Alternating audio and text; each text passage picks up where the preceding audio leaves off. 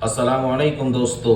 महाराष्ट्र का असेंबली चुनाव चल रहा है। इसमें चारों तरफ से बयानात आ रहे हैं। इसी बीच इमरान प्रतापगढ़ी का बयान आया और उनकी बेतुकी बातों को लेकर पूरे हिंदुस्तान में एक शोर मच गया और सोशल मीडिया पर बहस शुरू हो गई कि कौन कौम का सच्चा खादिम है और कौन कौम का दलाल है। इमरान प्रतापगढ़ी का बयान क्या है, पहले उसको देख लीजिए। इमरान प्रतापगढ़ी ने कहा कि महाराष्ट्र के अंदर जो ओवैसी साहब की पार्टी से ये कैंडिडेट लड़ रहे हैं, इनको कोई 10,000 वोट देगा, कोई 20,000 वोट मिलेंगे, तो ये 10,000 20,000 वोट किसके काटेंगे और नुकसान किसको होगा और इसका फायदा किसको हो रहा है। जब हिंदुस्तान के आइन और कॉन्स्टिट्यूशन को बचाने की लड़ाई है तो फिर ये 5-10 हजार वोटों का सौदा क्यों किया जा रहा है, ये दलाली कौन कर रहा है। इमरान प्रतापगढ़ी ने शायराना तर्क करते हुए कहा, बहुत फिजा में बुलंद तेरी पतंग सही, हमें पता है पर डोर किसके हाथ में है। इमरान प्रतापगढ़ी ने कहा कि इस थोड़ी सी उम्र में मैंने बहुत से ऐसे लोगों को देख लिया है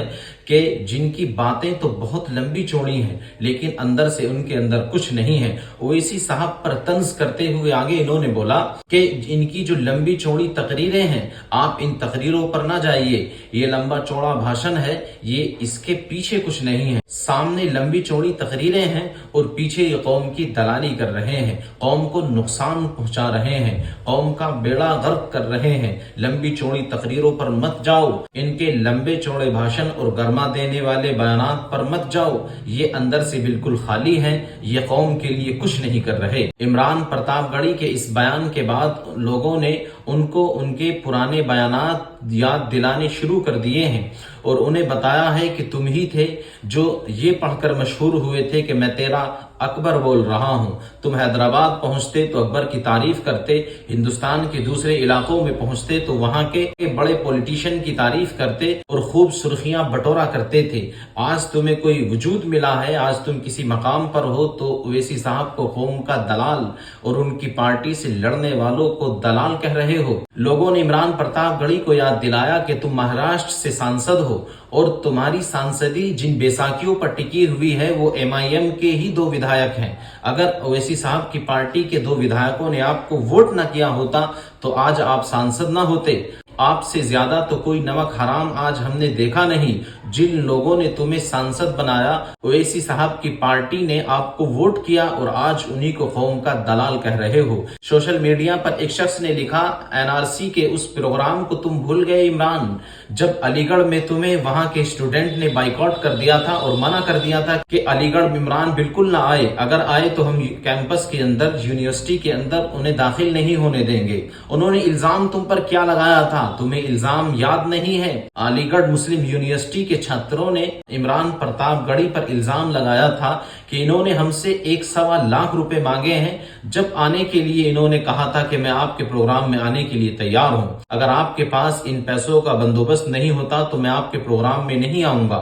ये प्रोग्राम अलीगढ़ मुस्लिम यूनिवर्सिटी के स्टूडेंट NRC होने से 4-5 महीने पहले कर रहे थे, तो उस प्रोग्राम में आने के लिए इमरान प्रतापगढ़ी ने शर्त लगाई कि 1 लाख रुपए चाहिए वरना मैं नहीं आऊंगा।